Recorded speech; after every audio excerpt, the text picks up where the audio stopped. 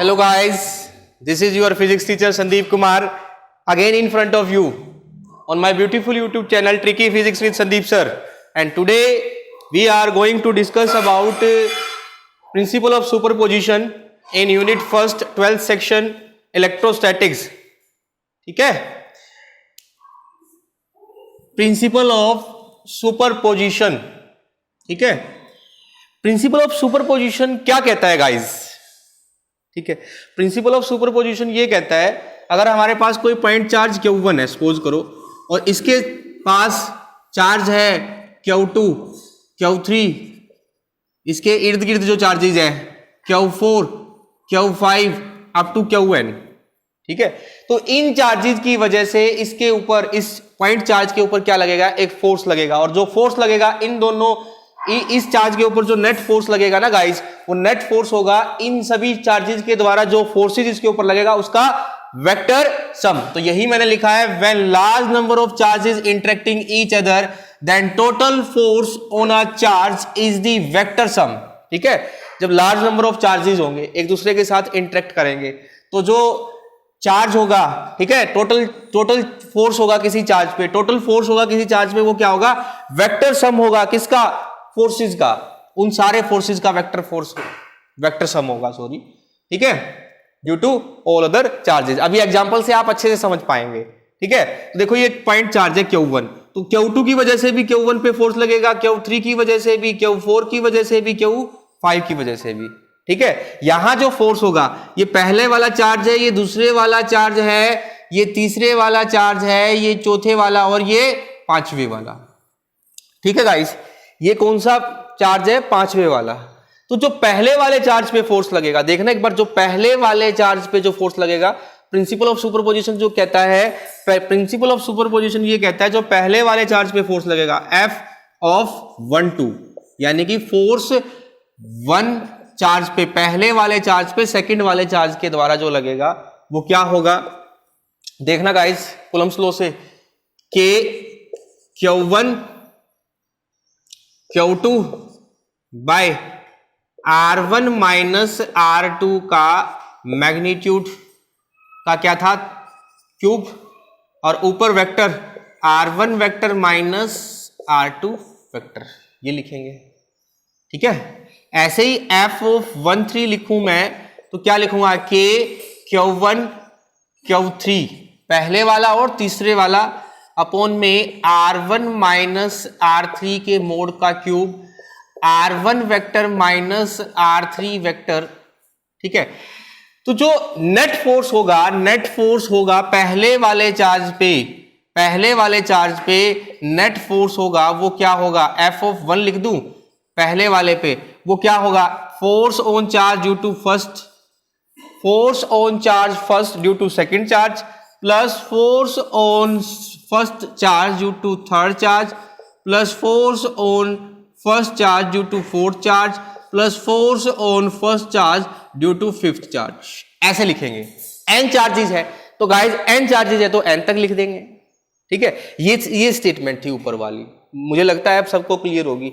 अब वैल्यू भी आप पुट कर सकते हैं, तो f ऑफ 1 जो लिखेंगे, कैसे लिखेंगे? f ऑफ 1 2 की वैल्यू देखना guys, K Q1 Q2 upon R1 minus R2 के मोड का क्यूब इनटू में vector R1 minus R2 vector, plus f of 1 3 K Q1 Q3 upon R1 minus R3 का cube, R1 vector minus R3 vector. तो similarly आप ये भी fourth का भी लिख सकते हो, फिफ्थ का भी लिख सकते हो. ठीक है, ये तो आपने निकाला है फर्स्ट चार्ज पे, आप सेकंड चार्ज पे भी निकाल सकते हो, आप थर्ड चार्ज पे भी निकाल सकते हो, आप फोर्थ चार्ज पे भी निकाल सकते हो. देखो हम सेकंड और थर्ड या फोर्थ चार्ज पे कैसे लिखेंगे फोर्स? सेकंड, थर्ड या फोर्थ चार्ज पे हम कैसे फोर्स लिखेंगे? अगर हमें सेकंड वाले चार्ज के ऊपर फोर्स लिखना पड़ जाए गाइज, तो देखना नेट फोर्स सेकंड वाले पे कितना होगा?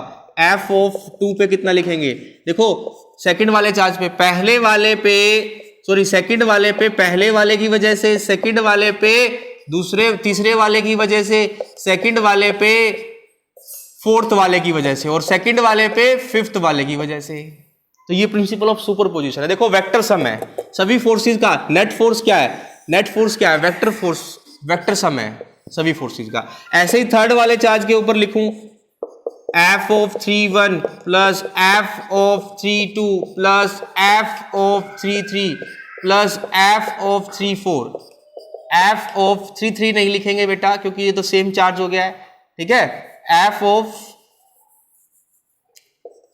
3 4 F of 3 5।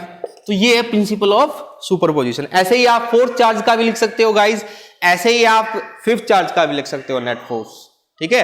तो ये प्रिंसिपल ऑफ सुपरपोजिशन है जो कहता है कि जो नेट फोर्स होगा किसी भी चार्ज के ऊपर वो क्या होगा, वो नेट फोर्स जो होगा वेक्टर सम होगा उन सभी चार्जेस के फोर्सेस का जो उसके इर्द गिर्द चार्ज प्रेजेंट है। क्योंकि चार्ज है तो फोर्स तो लगाएंगे भाई, चार्ज है तो फोर्स तो लगाएंगे ना गाइज, चाहे वो अट्रैक्टिव हो चाहे वो रिपल्सिव, डजंट मैटर, लेकिन फोर्स तो होगा। अब फोर्स होगा तो गाइज सभी चार्जेस के द्वारा लगेगा तो वो क्या होगा, वेक्टर सम होगा। This is the principle of superposition, this is the principle of superposition.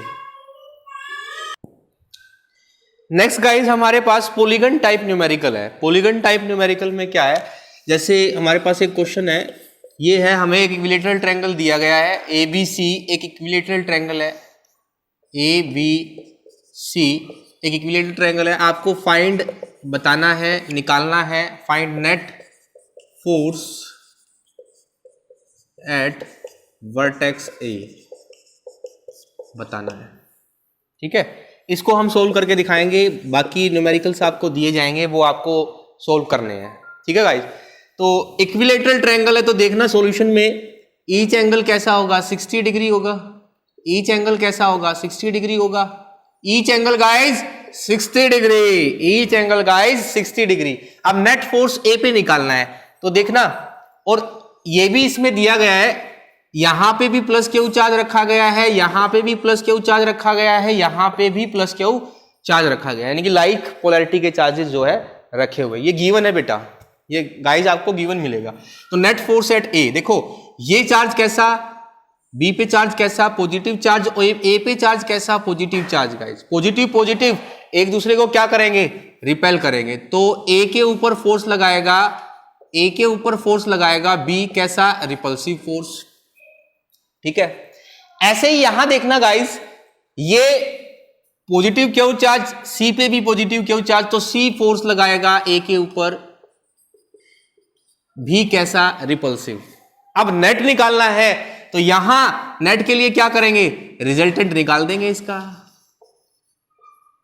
Resultant find out कर देंगे। तो देखना रिजल्टेंट कैसे निकालेंगे, एफ नेट लिख लो या रिजल्टेंट लिख लो। एफ नेट यहां क्या होगा, यानी कि देखो एफ ऑफ ए पे जो फोर्स लग रहा है सी की वजह से इसका स्क्वायर, प्लस फोर्स लग रहा है ए पे बी की वजह से इसका square, plus 2 F of A C into F of A B cos theta, and you know very well theta is equal to 60 degree because we have an equilateral triangle। क्योंकि हमारे पास ट्रायंगल गाइज कौन सा है, equilateral type triangle है। तो ये हो गया। तो एफ नेट देखना गाइज कितना बन जाएगा, देखो अगर मैं बात बोलूं एफ ऑफ ए सी और एफ ऑफ ए बी की, एफ ऑफ ए सी और एफ ऑफ ए बी की, तो दोनों की वैल्यू क्या मैं ये लिख सकता हूं, के क्यू कूलम्स लॉ से K Q one Q two by R square. तो यहां देखना के क्यू वन क्यू टू दोनों सेम है तो क्यू स्क्वायर लिख दूं, और इक्विलेटरल ट्रायंगल है तो ईच साइड इक्वल होगी, तो एक साइड ए है तो तीनों की तीनों साइड कितनी होगी, ए होगी, तो के Q square by A square लिख देता हूं, ठीक है। और यहां पुट करने की जरूरत भी नहीं है, इसको मैं एफ के इक्वल भी लिख सकता हूं क्योंकि दोनों की वैल्यू सेम है। तो मैं इसको क्या लिख दूं, एफ नेट की value F square plus 2 F into F square, यानी कि कोस 60, और कोस 60 गाइस कितना, कोस 60 की वैल्यू 1/2, तो ये हो जाएगा F square plus F square, यानी कि 2f स्क्वायर, डायरेक्ट लिख देता हूं 2f स्क्वायर प्लस कितना 2f square into 1/2, because cos 60 is equal to 1/2। तो ये आ जाएगा गाइज आपके पास एफ नेट की value, F net comes out to be √3f square, F square comes out from तो f√3, ठीक है। f की वैल्यू रख सकते हो k Q square by a square √3। This is that is the required solution जो हमें चाहिए था। इस तरह के न्यूमेरिकल आपको आज प्रैक्टिस करने हैं। काफी न्यूमेरिकल मैं भी भेज रहा हूं पीडीएफ की फॉर्म में, और आपको प्रदीप के अंदर से, ठीक है, या कोई और दूसरी बुक मिलती है तो पॉलीगन टाइप के न्यूमेरिकल आपको सोल्व करने हैं। कल हम इसमें और भी प्रैक्टिस करेंगे, 1-2 दिन इस तरह के न्यूमेरिकल्स पे हम प्रैक्टिस करेंगे गाइज। सीबीएसई के अंदर से यहाँ से 101%, 101% जो है गाइज क्वेश्चन पूछा जाता है, ठीक है गाइज।